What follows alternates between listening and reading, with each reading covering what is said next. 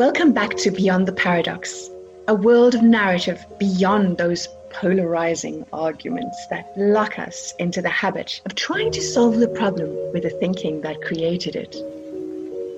To understand the impact of the stories we tell ourselves about our collective and individual potential. In episode 1, we became familiar with the concept of futures thinking in narrative.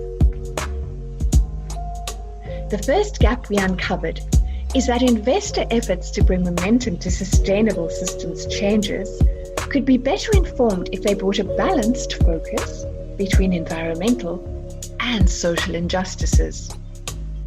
I explore this gap with MIT graduate Netia McCray to understand where it could go a long way for a narrative shift to occur in this regard. Netia. To set context for the listeners to get an idea and framework of reference inside of which to understand you and to receive you. A little bit like Union word association. I'm calling it actor association. So opening with you to give the listeners a sense is quite exciting. And I mean, you'd initially said young Netia would be Blackish Star, the exceptionally talented Marsai Martin. And I mean, I think the interesting thing about the choice of her is that I found most powerful is that not only was she in playing young Netia, but knowing what Netia would be going through over the years that follow, giving a sense kind of a whole evolutionary timeline, not just suspended in a bubble of youth where emotional intelligence is something that gets cultivated with experience, which is incredibly profound. So I just wanted you to talk a little bit more to your choice. No, so I'm a huge fan of the TV show Blackish, in particular of that actress, Marsai Martin. And her on-camera and off-camera personality and feeling of, I'm in my own little bubble. In my bubble, I will fill with joy. And it's so infectious, my joy, that other people want to come into my bubble, despite how crazy it is what I love about her. Because, for example, I just started wearing makeup like a year and a half ago. I know this sounds like a weird tangent, but it makes sense. And the reason I got into makeup was that I have a lot of acne scars. And I was always afraid of makeup, even though I felt makeup could cover my acne scars that came from stress from my life. I just was scared that it was going to make the acne worse. And on top of that, I had a really bad experience of trying to cover up my acne when I was younger and not being able to find my right skin shade. And then Rihanna came out with Fenty Beauty, and my mother dragged me in and she goes, "This is what you've been waiting for." And immediately I found my shade, and I immediately had a whole new level of confidence just wearing that one layer of foundation, because I didn't feel like people were staring at my acne. Now everyone's like, "Oh, but you're a social entrepreneur. You should be like, screw the monarchy or the matriarchy or whatever. Like, I shouldn't have to be wearing makeup and all this other stuff." I go, if it makes you feel like you're Rihanna, that allows for you to fundraise more. So whatever to the naysayers. When Rihanna's Fenty Beauty brand picked Marsai Martin as the face of their teenage line, I was like, okay, I know this personality lines up with mine. And when she was executive producing, came up with the concept for Little Big, the movie she just released with Issa Rae. I was like, and she was talking about her process of, I'm in my bubble, and a lot of people don't understand I'm dealing with really adult issues, and they don't think that because I'm packaged as a 14-year-old. But most 14-year-old girls are dealing with 18 and 22-year-old issues. And that moment I was like, yes, that was my childhood, which was, I've never seemed to have lost that inner child. I'm about to turn 30. I still have my bubbly, positive energy, my mom likes to call it. Or as she would say, I have the exact same personality as I did when I was 8 years old. The only thing that's changed is sometimes older Netia comes out and is like, healthcare. Oh my God, why do I have to pay this? Or taxes. That's the only two changes she's seen in the past 22 years. So I picked Marsai Martin because of her personality. And then I don't know if you want me to go into who I picked to play adult Netia. What I'm actually going to do is I'm going to create a timeline in our discussion because because I mean we haven't even quite gotten to Queen Zinga yet. And that was, because that was interesting. I was like, but she could also play Queen Nzinga. Yep, because her childhood was pretty much bubbly personality until in her early teens. I can never remember if it was like 10 or 12, because it's been a minute. Okay, but first to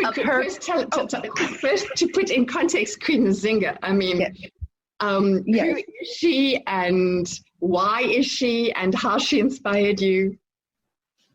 So for those who may not know, Queen Nzinga was the actual ruler of the Mbadika kingdom, which is part of Western Angola. So back in the day, in the actual 1500s, you had a lot of fiefdoms or kingdoms in the Western African coastline, and Mbadika was one of them.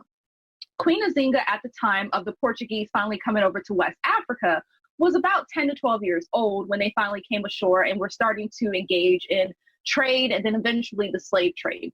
Her father was king, and unfortunately he passed away and left the kingdom to her older brother. Her older brother, as some of us know, sometimes older brothers aren't the best leaders, especially if we find them to be baby older brothers, which was the situation there. And he was quickly disposed, and the kingdom of Angola, as we know it today, was pretty much left in the hands of the Portuguese, except for those who rallied around Queen Nzinga, who became the immediate heir upon her brother's passing. And what Queen Nzinga did before she passed in her 80s was she made her kingdom, the part that the Portuguese couldn't get control of, kind of the mecca for science, technology, engineering, and mathematics for runaway slaves or for anyone who wanted to defy the Portuguese in the slave trade as it developed over the next 70 years. And for me, it was the first book that I encountered that had a girl of color who looks like me.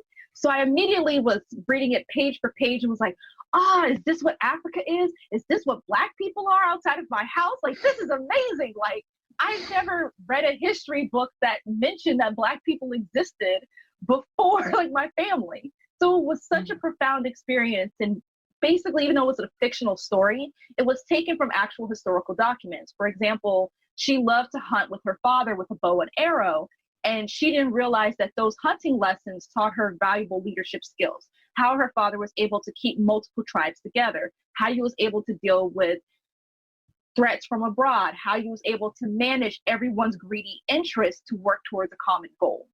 And those lessons were the lessons I found in my own household, and it made me realize that I can do a lot more and I could be destined for greatness, as they like to tell you in elementary school, but not in the corny way. Like, I could actually do something. And so anytime in middle school or high school, when I got kind of distracted or I got discouraged from a teacher or someone who didn't feel I belonged in a certain class or didn't feel like someone like me does not deserve to be in a certain position in an engineering class or a science class, I would always like go back, cry, because you know you can cry privately, and then always ask for Queen Nzinga if she could just help guide me towards what I wanted in life.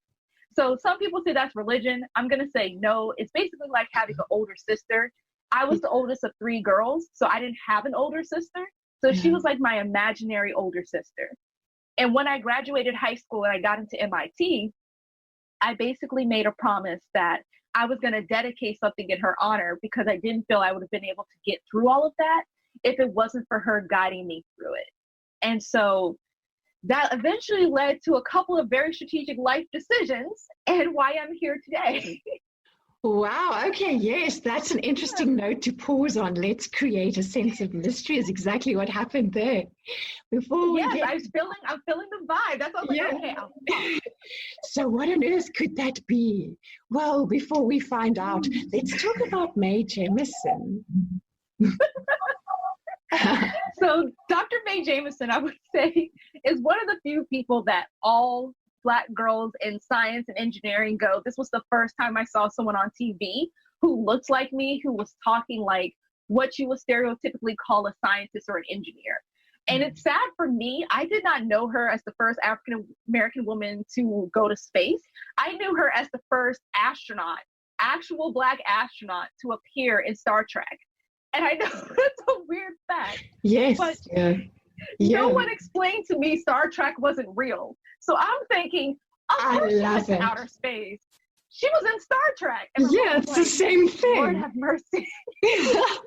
She's like, do you know why she was on Star Trek? And I was like, because she's in outer space. And I was like, no, Nisha, no. It's because she's the first African-American woman to go to space. So they had her as a special guest.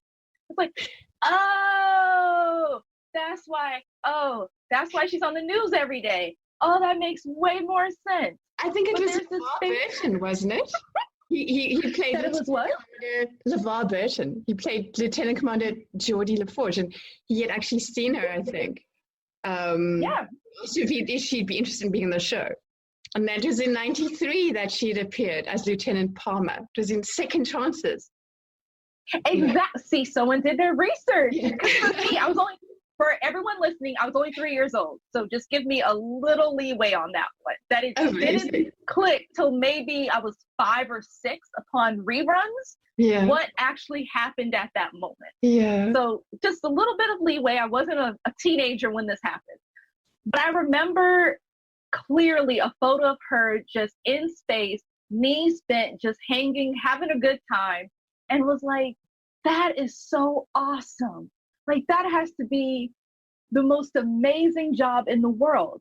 And one of my dad's work colleagues bought me a telescope because he knew I was fangirling so hard over this photo. And he was like, oh, well, let's help Nisha understand what outer space really is and not just the moon and the stars. So me and my dad and my sisters will look out through the telescope, and we saw Jupiter and saw the rings, and we saw Saturn. And for me, it was one of those first doors that opened for me understanding that there's space for someone like me to be in space or to be in science and engineering. So she was kind of the first real life person I could say inspired me to go, this is a potential pathway. But it wasn't enough, because in school, I was facing a lot of, oh, you should probably look at being a nurse, or, oh, you should be a teacher, or, oh, like, these are some more realistic jobs for you. I don't know if you are a techie person. You have social skills, which I laugh at now because I realize they were just lying to me, because I wish I had those so-called social skills right now. But yes, she was kind of the first real person. Yeah, I mean, there's an amazing movie. I mean, there's something that's actually got to be made, and that's a story that's got to be told. So, I mean, we could spend a whole discussion casting everyone, but I really want to get to casting adult Nisha now. I mean, Letitia Wright, Princess Shuri in Black Panther. That Moses character in a strange way. And it's layered, because before, I know you're going to get into talking about Letitia, but do you know who she said would play her in her life story? No, actually. Naomi Harris.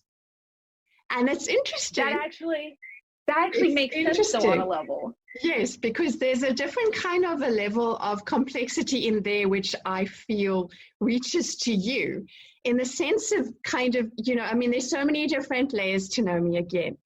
We're looking at Moonlight, we're looking at a number of others, but if we're looking at Daniel Craig's James Bond's Moneypenny, there's a kind of a strategic sort of, thread there that's very interesting. There's this me, and then there's the other me, and then there's so much more to me. But I know you can sense it, and I know you can feel it. And it's interesting that Letitia called that in. And I couldn't help but noticing that sort of, in the adult Nisha energy also being pulled in, because it's probably a role that Letitia is dying to play. And she harks that through this Naomi space, which is pretty amazing. So talk to me about that. And can I say why I'm like about to die of laughter? I was highly jealous when they announced Naomi Harris was playing Moneypenny, because Moneypenny was hands down my favorite character in the Sean Connery 007. No, my first science fair project, I named all of my winning samples Moneypenny. Like, everything was a 007 theme. And all the samples I was proud of were Moneypenny 1, 2, and 3, but the 1, 2, and 3 were for each movie the original Moneypenny was in. So I think I did cast Letitia Wright playing adult Nisha correctly. because she knows we both can kind of fangirl but hate at the same time Naomi Harris. It would want her to make us look good. So I think I picked the right person. Lots of synchronicities there. But no, I was picking Letitia Wright because in her interviews, she's obviously around my age, but she still gives off that very youthful energy. And even though the character she plays in Black Panther, Princess Cherie, is technically a teenager, she was still able to give that youthful vibe, even though neither one of us have seen our teens in a minute, and still play that combativeness, but assertiveness and confidence that I hope Nisha post 30 will have, was why I picked Letitia Wright. Because it's also the whole confidence regarding, I know my purpose, I know what I can do, you're stepping into my zone, instead of feeling like I'm afraid to take up space where I belong. And I felt that Princess Cherie's character, and Letitia Wright and Black Mirror and a couple of other films, seems to be able to take up space and exude that confidence while not coming off too arrogant, but playful and welcoming and treating people with kindness when she receives it, is what I feel adult Nisha would be given my sample size of 12 years into adulthood. And so that's where I was like, I would love Letitia Wright to play me.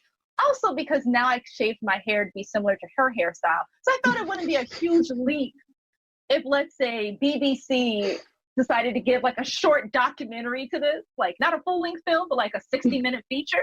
Like, this could be shot in a week with minimum hair and makeup.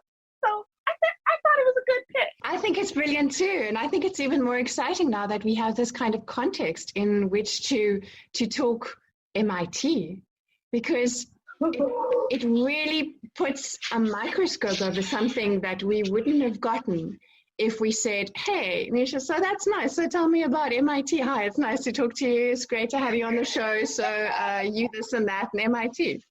Now we have a different perspective of you. And hopefully a perspective that will give a much deeper appreciation, ironically, using pop culture, for that part of your journey. So now we've gone out of young Nisha, now into adult Nisha. And I would say with adult Nisha, the reason why I would like it to go from a Marseille Martin to a Letitia Wright is because it goes from being able to be in your bubble and having people who don't support you being able to shut them out because you're in your own space that you've created and other people have created for you, to moving into another space that you feel and society has told you you can rightfully take up, but folks there are not allowing you to take up that space. And that would be what I would say was my experience at MIT. Now, that's not all doom and gloom. It was very difficult figuring out how to have the confidence in myself. And it wasn't just me, but my peers as well, us having the confidence to say we deserve to be here and what we do and contribute to society matters. But I would say it also helps me figure out that, no, I am not an isolated case. And no, that institute. Sometimes I love MIT. I'm a proud alum, but when they talk about Stockholm syndrome, wow, right? Yes, it's that level of MIT was a door that opened up and allowed for me to understand that I could be a great scientist. I could be a great engineer. I could impact the world. I could do all the things I only dreamed about. I could be a Queen Nzinga in my own right in the present age. But it also told me and gave me a real harsh hands-on experience of what that would take.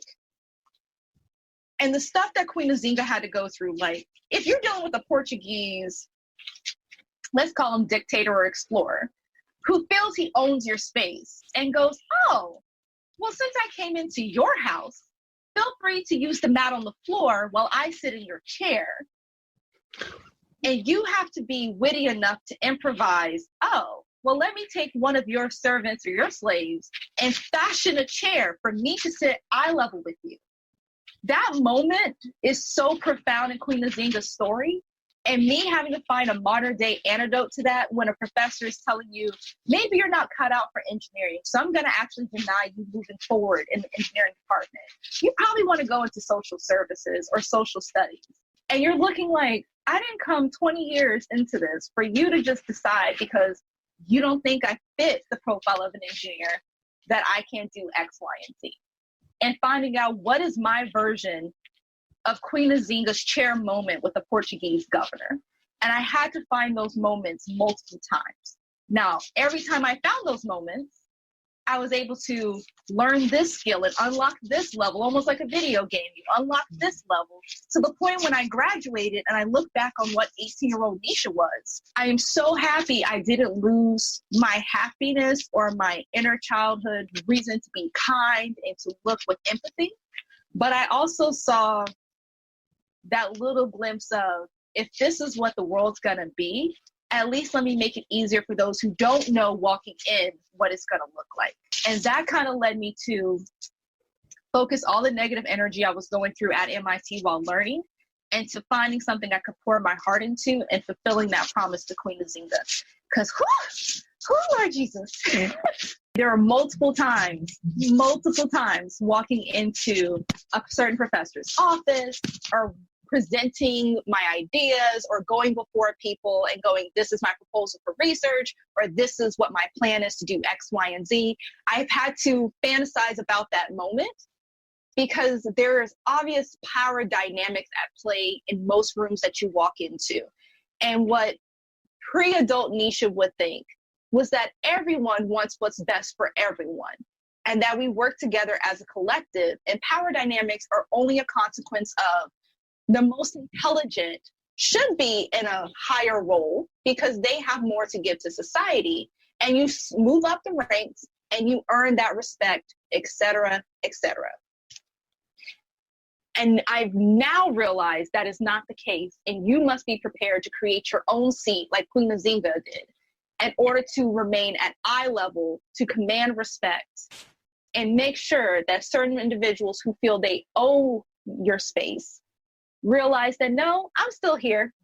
I'm still here. You can walk up in my house with your little throne chair. It's cute. It's cute.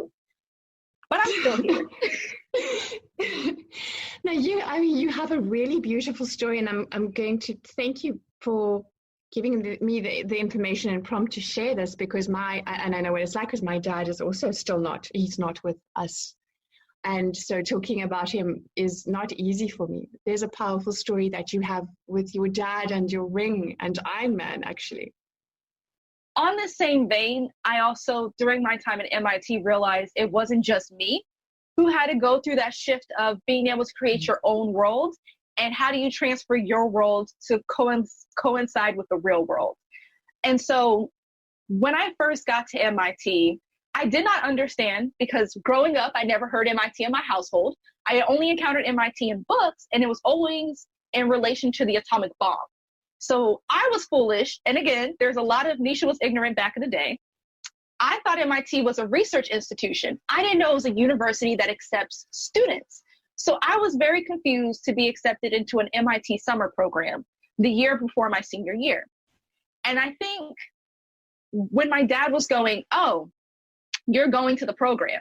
And I was like, you don't even know what this school is. You've never been to Boston. You don't know what anything in relation to this program is. How are you commanding me to go?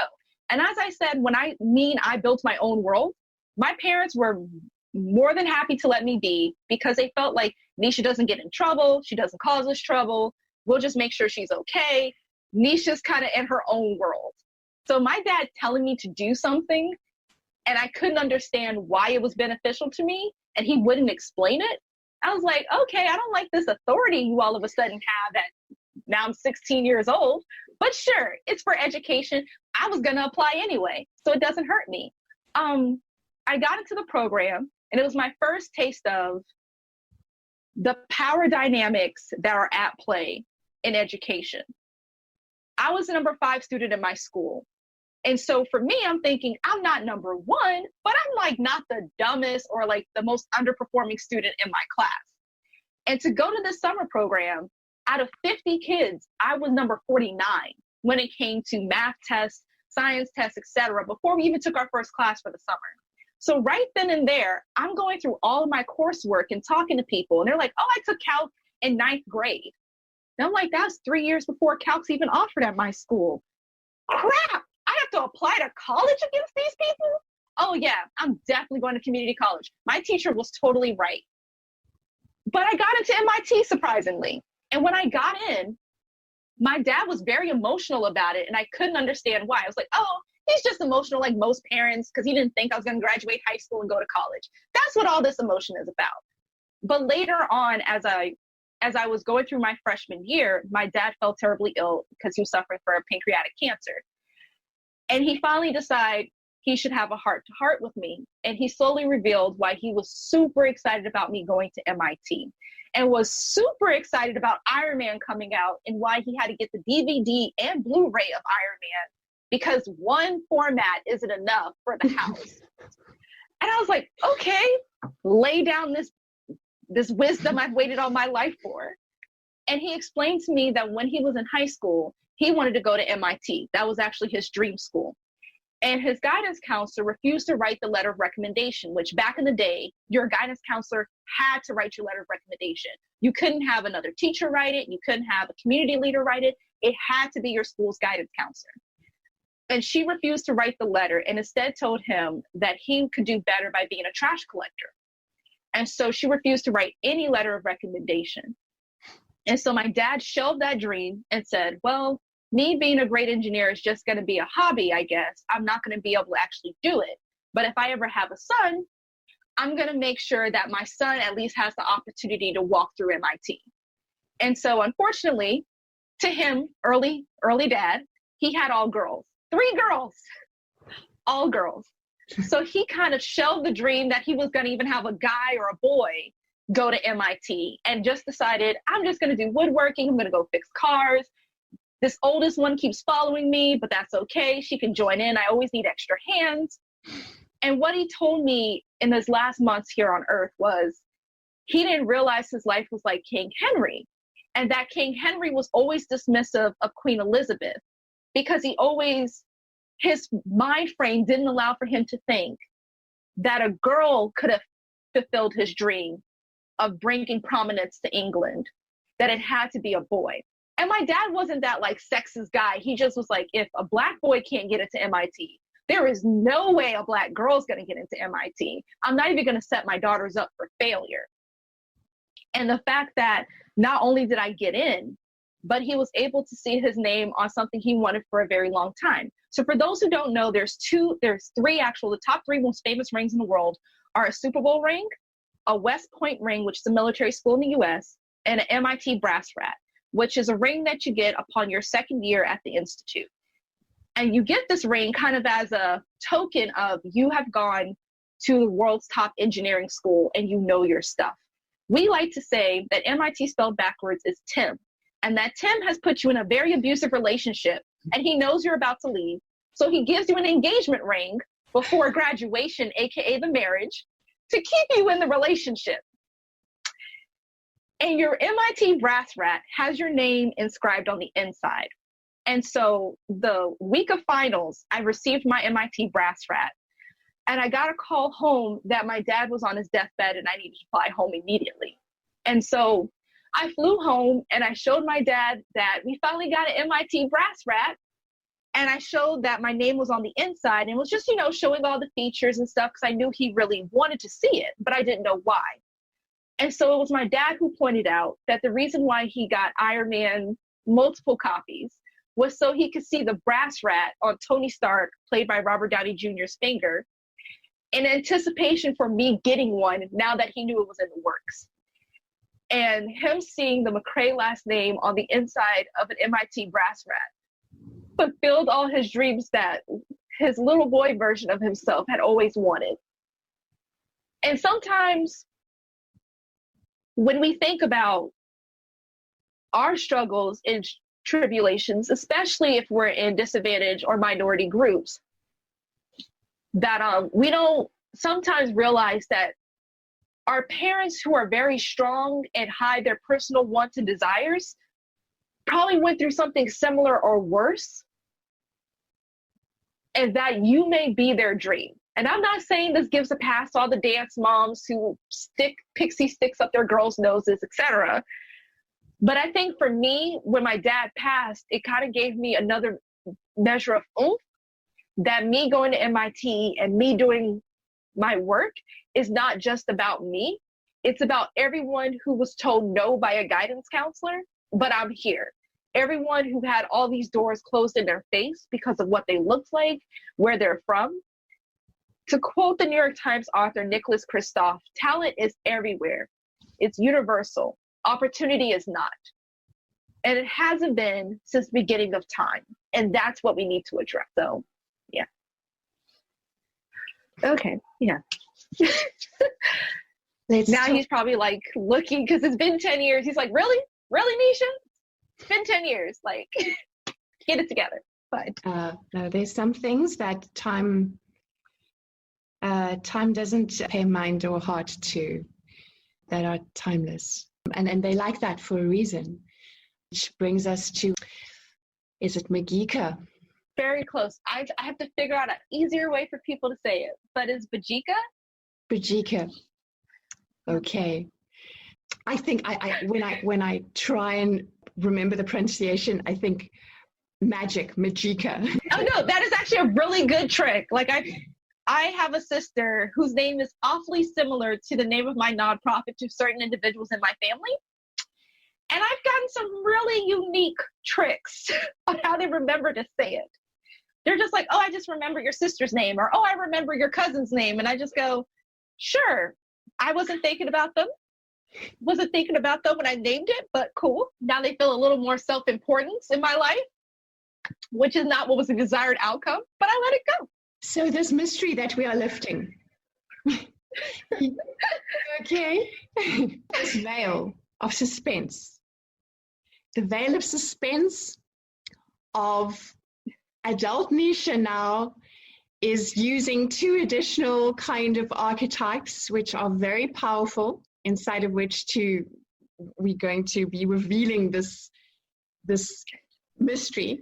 And that is that this NGO, that is the inspirational product of Queen Nzinga, is delivered in context to an experience that you've been having since you established it. I'd like you to talk to kind of the evolution and origin of this word that you didn't correct my pronunciation on, and that evolved around it, and how it came about and where it is now. No worries. I would say, so literally 3 weeks after my father's passing, I found myself in Brazil, which was what I call the universe finding a pathway for you. I had never been abroad before, and I actually went to Brazil 2 days after my father's funeral because he told me to go. And it was because it would be my only opportunity to learn Portuguese, which is the language of Angola. So all of this ties to Queen Nzinga. So I was in Brazil. Unfortunately, they had a school break, which allowed me to sit for 4 days with my thoughts. And of course, my thoughts went back to my father and all that I've gone through at MIT. So at this time, I had gone through 2 years of study at MIT. And I was just sitting there alone in a room by myself with a 2-liter of Guaraná, for those who know what it is, and going, okay, all the thoughts have been outrunning or coming at me right now. This is not the most fun time, but I think it was a required time because I remembered conversations I would have with my dad. And during his last year, he heavily emphasized his regrets. And one of the things was he wanted to wait till he retired and we were taken care of in school or had a job or in good standing for him to give back. Now, he would give back in small ways, but he told me privately he wanted to create a program to encourage kids to go to science and engineering. And I was like, why? You're not a scientist or engineer. And at the time, I didn't know why he was so gung-ho about this. Like, I've never seen you show any interest in these fields because my ignorance, I didn't really know much about engineering. So I didn't know my dad working on cars or working on boats or creating wooden structures or building our garage was him trying to fulfill his need for science and engineering. And so I was kind of like, well, I'll help you with that. I mean, I have no problem with that. I just didn't know that was something that interested you. So I had that playing in the back of my head. And then also the promise that I made that I hadn't really fulfilled except some volunteering I had done was that I wanted to make something in Queen Nzinga's honor.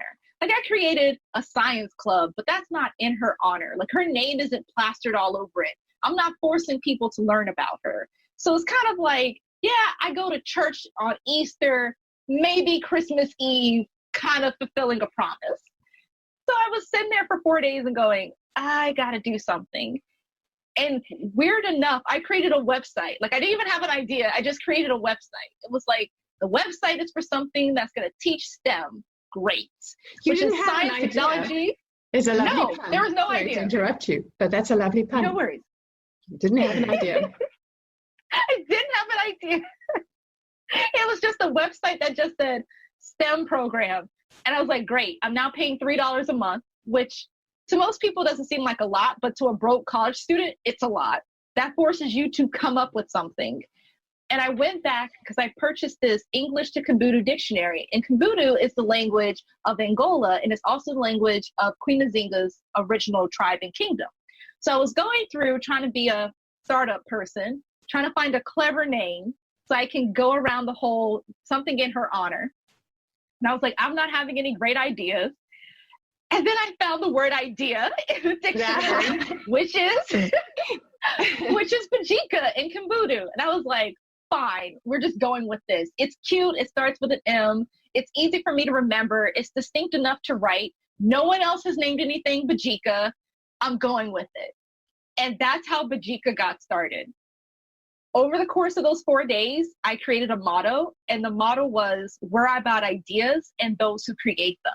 Because I wanted to give a platform to people regardless of their background, where they came from, regardless if they looked like an innovator or an engineer or a scientist. We were about the ideas and the person behind that idea, and we didn't care about anything else. And that's what we wanted to do. We came up with, and I say we because I dragged my landlord into this because she was also stuck in the house. So shout out to you, Anna. We pretty much were like, okay, what do people feel frustrated with? Well, they don't have knowledge in the field that they need in terms of bringing their ideas to life. They don't have the skills to bring their ideas to life, and they're lacking resources to bring their ideas to life. I was like, okay, these are our 3 things. These are the 3 things we're focusing on. We can change everything else, but these are the core pillars of what Mbadika stands for. And so I came back to the university in Belo Horizonte, and I was like, here's my organization name. What do you guys think? And everybody was like, ooh, it's kind of hip, but no one can say the name. And I was like, that's the point. I want to be on the Google search results, but I also don't want to be well known. You have to kind of be in the club to know. So it's not easy to take the concept and we go right back to no one has access to these resources. Perfect. Didn't realize how that would bite me later in life, but I thought I was golden. And so that's how Mbadika came about. That was back in June 2010. This year we're coming up on our 10-year anniversary. And part of me is like, wow, I'm feeling a little old and I'm starting to feel back pain. Yeah, I'm feeling these 10 years. And that leads me to, I don't know what it is about media, but when people hear that I'm an executive director of a nonprofit, they immediately think I'm like Meryl Streep in Devil Wears Prada. Like, I have the Louis Vuitton heels, I have the fur coat, I have the sunglasses, people run when the elevator doors open, and I'm whisking my like very carefully layered gray highlights around, and I'm just, I'm a boss. And I'm like, yes, in my head before I'm crying, I will play Beyonce albums in order to gas myself up a little bit. But that's not really what it's like being executive director of a nonprofit.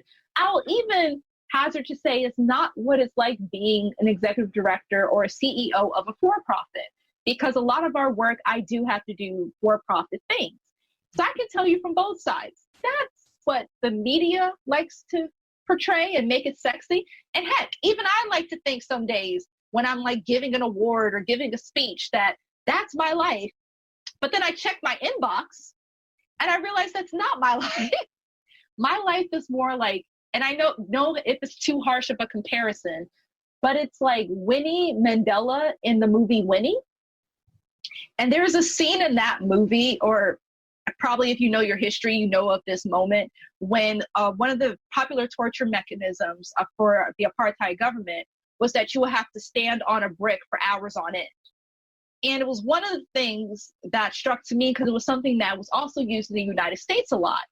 And so some of my grandparents had to do that as punishment if they looked a white woman in the eye or things like that. So it was a punishment and a torture mechanism I was very familiar with.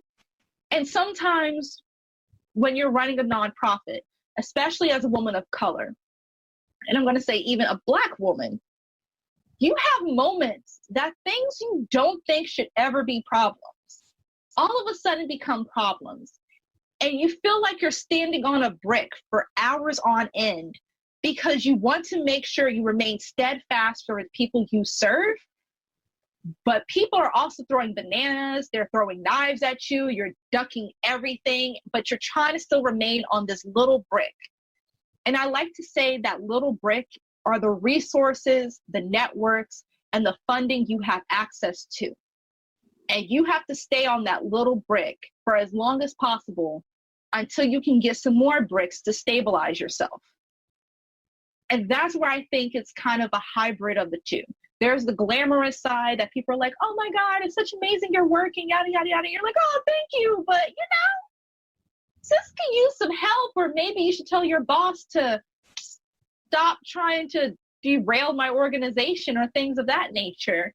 And then there's the other side in which you are literally at night going, tomorrow morning I have to stand back on that brick. Am I willing to stand back on that brick? And there's mornings that sometimes I have to go, I don't want to do this. I don't want to do this, but I'm going to stand back on that brick.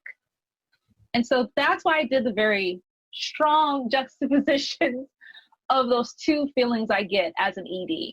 But some people may say I'm a drama queen as well. So I don't know. That analogy, I think, needs a lot more focus and a lot more unpacking.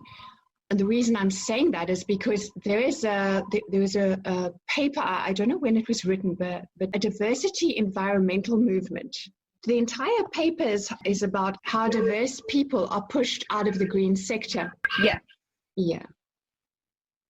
And it's ironic that it is in the green sector because there's such an extreme division in the green sector between social and environmental, which there shouldn't be. And pushing diverse people out of that sector, just creates a bigger gap between the importance of bridging the two, which should never have been, disconnected in the first place. So I definitely feel that that's an incredibly important analogy, and it bears a much, much deeper discussion, which I will be having on a future podcast. Trust me. No, but I will completely agree. It's you standing on the brick and feeling like you're sacrificing and this is what's required of you being in the role. But then you look over through the bars or the barred windows and you see other people not having to stand on the brick in order to do the same work that you're doing. And at one point you understand, yes, this is the way society has been built. I am going to get the crumbs. I am not the face. Just like the people I serve, I am not the face of someone who runs an educational nonprofit.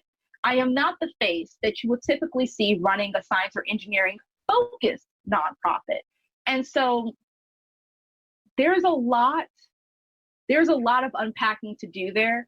But I would say the one thing I'm proud of is that we've lasted 10 years.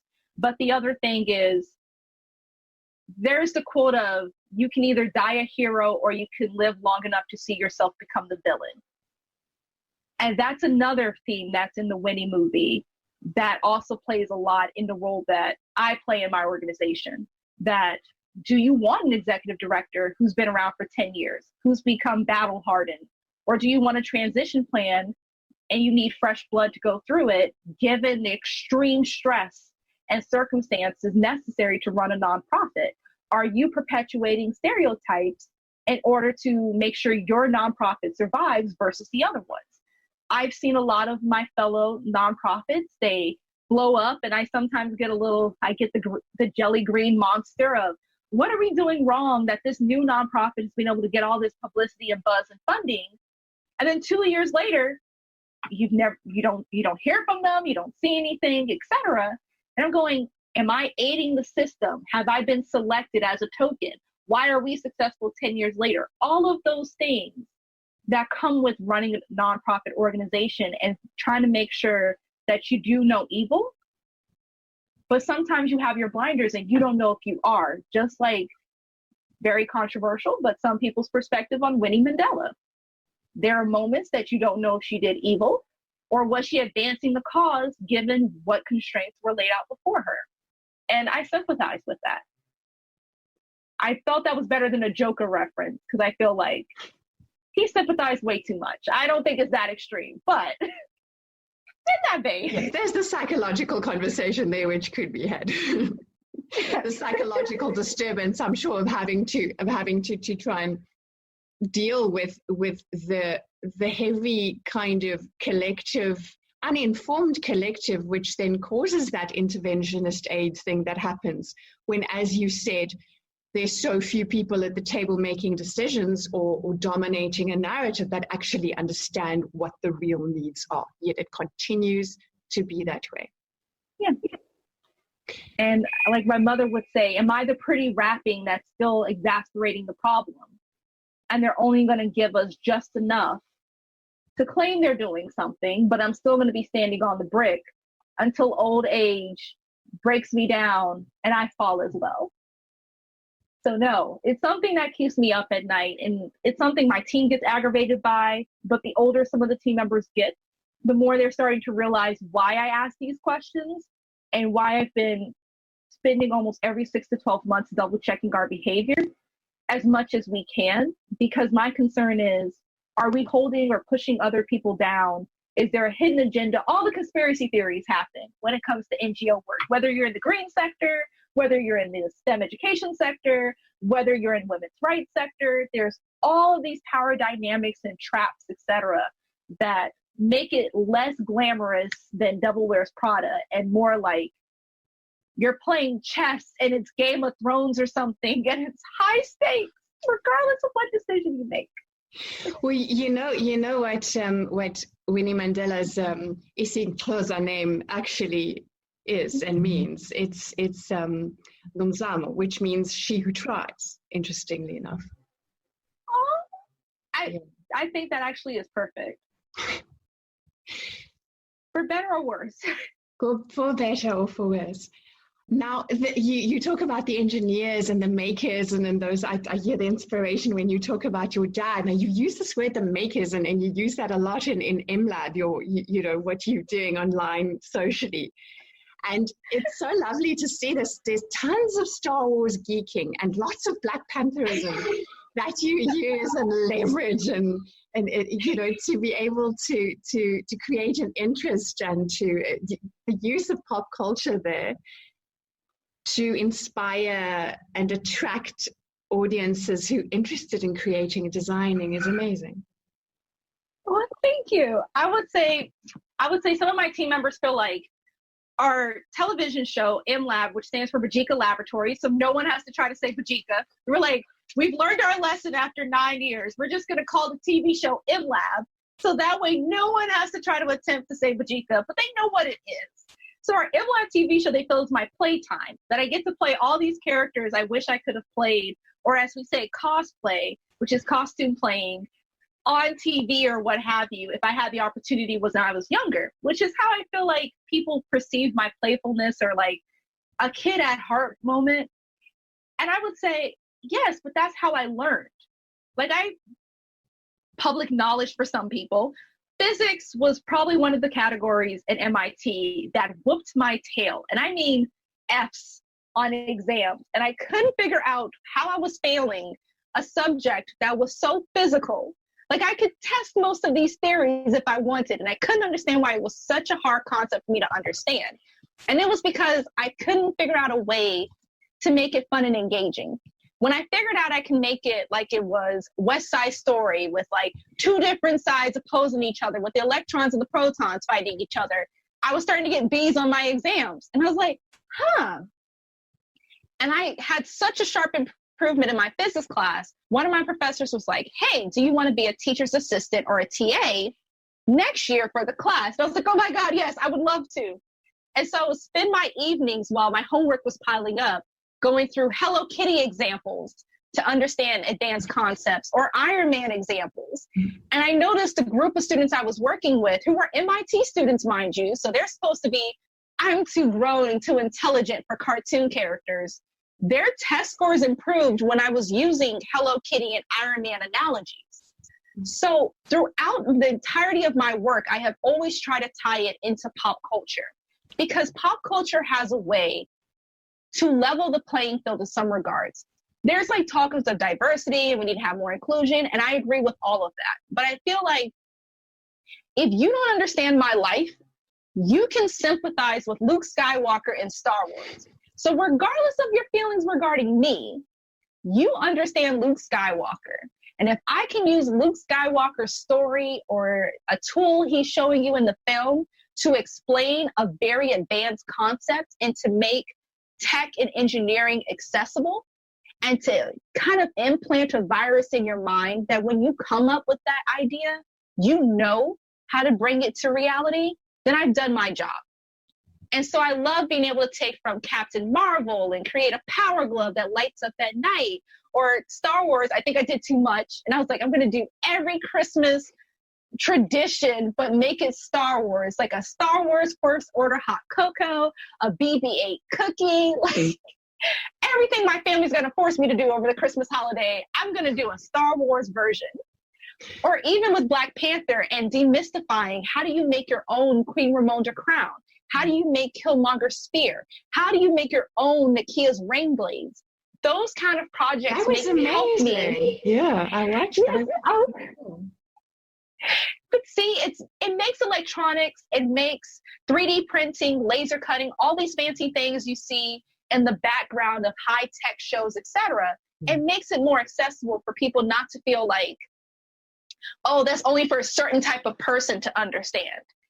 By showing it through a lens that all of us feel comfortable looking through, it makes people go like, oh, wait, that's all this is?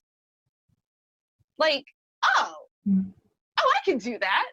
I can totally do that. Matter of fact, I can do something better because this crazy woman walking around in a costume, she seems to be off her marker. I could totally do better than her.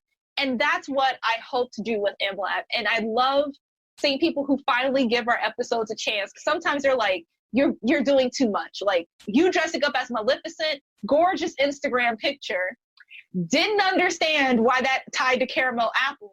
Then I actually tried the project and didn't realize I just learned 3D printing, how to do computer-aided design, and I learned confectionery, how do you make candy apples? And I went, see, boom.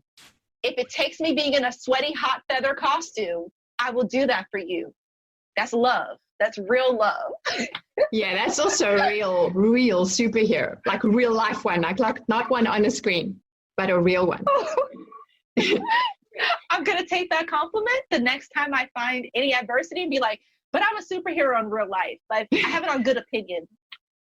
Yeah, nerd to nerd, I promised in my podcast that I wouldn't be talking about who would win in a battle between Superman and Batman. And I'm really restraining myself having the conversation as to who would win in a battle between Queen Nzinga and Joan of Arc. But let's just leave it there. I'm going to... That's a very rough discussion we're about to have there. Okay. So just, it's been amazing and powerful in closing. I mean, through the lens of nonprofit and social impact, it's clear that, that for a number of reasons, it would just be so much more amazing to see maybe for every 5 or 6 stories about Steve Jobs or, Bill Gates, or movies about, almost forgot his name for a moment, Zuckerberg. It just, oh, yes. It would just be amazing for at least one of each 10 of whichever I've made of them to see just one, Mae Jameson and one Queen Nzinga. Because, yeah, and I'm already thinking classics and remakes in 20 years' time, Right, and that's where, I think for me, there has to be a comfort with the discomfort. with people in power. So there have been a lot of times that I tell the story of Queen Nzinga, and I've had people explain to me, well, she could have been that great of a queen because Angola became a Portuguese colony. And I said, yes, it became a Portuguese colony the day after her death. So I feel like, that's a good run. And the fact that upon her funeral, the Dutch emperor, the Dutch king, sent a personal letter to her family honoring her and stating the fact that she actually was able to build a society that rivaled some of the cities in his own country, and he always felt in competition to her. These are the stories that need to be told, but these stories don't serve the narrative that is currently at play. Mark Zuckerberg serves a narrative that you can pull yourself up by your bootstraps. You don't have to go to college, that the society is created on intelligence. It's a meritocracy, not because of access and a safety net, etc. And those are the things that I'm hoping can change. However, I also know that a lot of us have been programmed to think this is the narrative. And it's going to take a lot of work, Matrix reference, because we're nerds here. It's going to take a lot of reprogramming that your ideas have merit. Your ideas deserve a spotlight.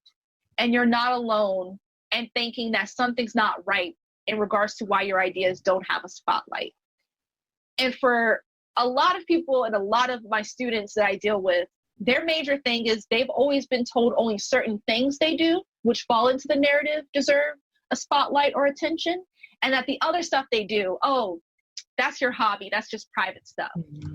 And seeing me doing what I do, even though I'm not famous, I don't do big things, Michelle Obama hasn't invited me on her book tour yet, they're still able to go, well, if she can exist and she's not starving yet, then I can exist as well. And perhaps as a better version. That's my hope.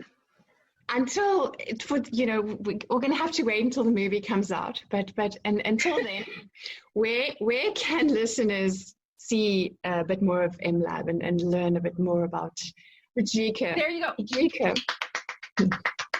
See, that's why I was like, you were there. So you can find us on YouTube. You can also find us on Instagram, Twitter, and Facebook if you type in Mbadika, Mbadika. And you can also visit us on our website, mbadika.org, to see all of our videos, our step-by-step instructions to bring your ideas to life, and just random quotes and tips and tricks on how you can be probably not exactly me, but learn how to be your own version of yourself, or the best version of yourself. I'm not Oprah. I don't do this every day. So take it as you will. Well, listeners, I think it's safe to say, if you're not feeling sufficiently energized, then you need to listen to this episode again. Or you can skip straight along to episode 3, where in context to his documentary on artificial intelligence, filmmaker David Malone helps us understand the absurdity of a world where our primary reference for artificial intelligence is Hollywood's many post-apocalyptic narratives. We talk about why we have to talk about AI, where we consider the perils of placing humanity's future in the hands of political leadership, who are also informed through this lens. Or worse, those whose interests may not align with the collective good. Thank you for listening. This is Juanique Randall.